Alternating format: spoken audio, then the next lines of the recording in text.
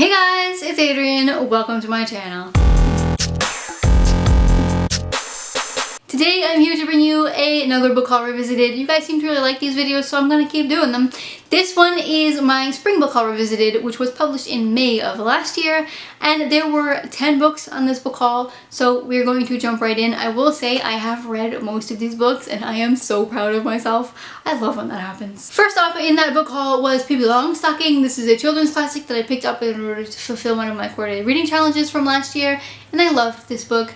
I'm sure most of you know what Longstocking is about, but she's just this happy-go-lucky orphan girl who seems to be able to get away with just about anything. I read this book first for myself, and then my 9-year-old read it, and she giggled the whole way, and my 6-year-old wanted to read it, so I read it again with my 6-year-old, and it was really, really great. There were parts of the story that got a little bit boring for me, but what is a better book than a book that can make your little girl giggle? There aren't many better things than that. I ended up giving this one a 4.5 stars. Next up on that haul was another children's classic, and that was Peter Pan. These are the Puff and Trot editions, by the way.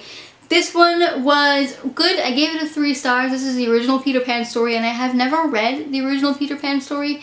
It was a lot darker than I expected it to be, but it's very intriguing. I gave it a 3 stars. It wasn't my favorite. It was a little bit slow. I felt like it was a little bit slow, and there wasn't much difference from the Disney movie except that it had a more sinister vibe to it, except for the end. The end was a little creepy. Just saying. Next up was the first in a duology that I had hauled knowing nothing about the book, and I really loved it, and that was Unraveling by Elizabeth Norris. I actually have a duology review of these books that I will leave for you in the description box below and up here in the cards, so you can go check that out if you're interested. This is one that you want to go in knowing virtually nothing about. The only thing that I knew about going into this book, and it's the only thing I'm going to tell you, is that it's about a girl named Jeanette, and Jeanette is a very structured girl. She lives her life the way that needs to be lived. She takes care of her mom because her mom is mentally ill and her dad is an FBI agent, but she gets hit by a car in the very beginning of the book and she dies. She wakes up not really knowing what the heck happened to her, but she has to now save the world with her high school acquaintance, Ben, who has got some weird things going around about him. I really enjoyed the first book. I did read the second book. Again, go check the duology review. First book was way better. I gave it a 5 stars. I read this one in July as well. Next up was The Night Circus. This one I also have read already. I gave this one a 4.5 stars and I read it in June. I did this one as a buddy read with Cherry from Cherry Walker. I really enjoyed this one. I was reading this one though in the middle of moving last year, which was a bad choice because you really need to focus on this book because it's so filled with such great things that I think I missed out on. So I would like to reread this one again at some point in the future, not anytime soon because I'm still playing catch up. But I did like this one. It was good, 4.5 stars. It follows this traveling circus and it follows these 2 kids who grow up who need to sort of have this competition with each other. It's really complicated. I can't explain it. It was a good book.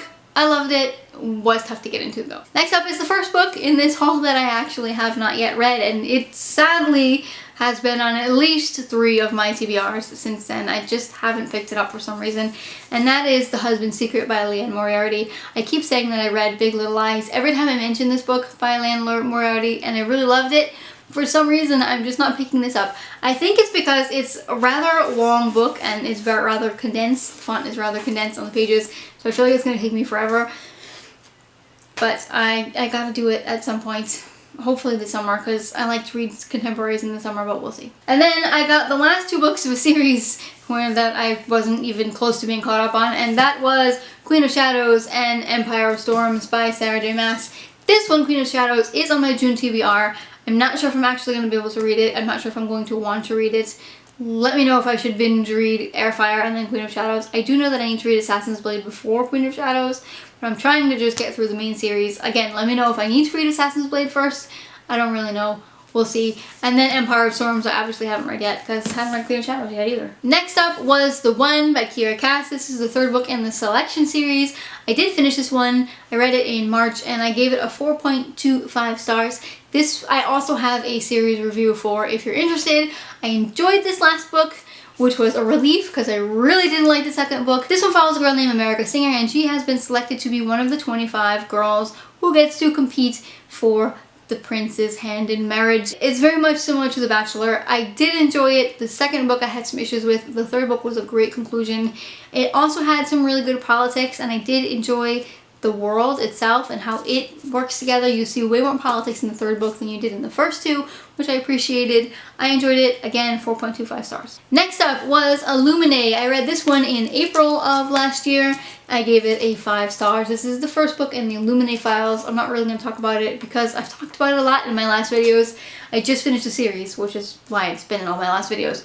But I loved this book. It's told in the form of a dossier, and it's about a space scandal. What more do you need to know? If you have not yet read these books, go read them. They're really big, but you fly through them because of the way that the books are formatted. They're just really good. And lastly on that haul was A Court of Wings and Ruin by Sarah J. Maas. This is the third book to the Court of Thorns and Roses series. I did enjoy this book. I gave it a 4.25 stars, but I didn't enjoy it as much as I was hoping to, mostly because of the expectations that I had built up for it after reading A Court of Mist and Fury. A Court of Mist and Fury was probably the best fantasy fae book that I have read in a very long time, maybe ever. I absolutely loved it. It was my favorite book of the year that I read it, 2 years ago now I think, and this one just wasn't that. It was good. I liked it. I'm curious to see how the rest of the series or spin-off series or whatever it's going to be plays out. By the way, I have not yet read the next book. I haven't watched any of your videos if you have mentioned it anywhere because I don't want any spoilers. I can't buy it yet. I'm trying to save up my money because my dog got really sick this past week, so there's no more book buying for a while. So I'm avoiding any of those videos, but that's neither here nor there. That wraps it up for this book haul revisited video. I really like doing them because it helps me remember what I still need to read and see how I did, and in this case get really excited about the fact that I actually did read the books that I bought. If you enjoy book haul revisiteds, let me know by giving it a big thumbs up so that I can do them in the future. If you have not yet, I would love for you to subscribe. Thanks for watching, and see you next time. Bye!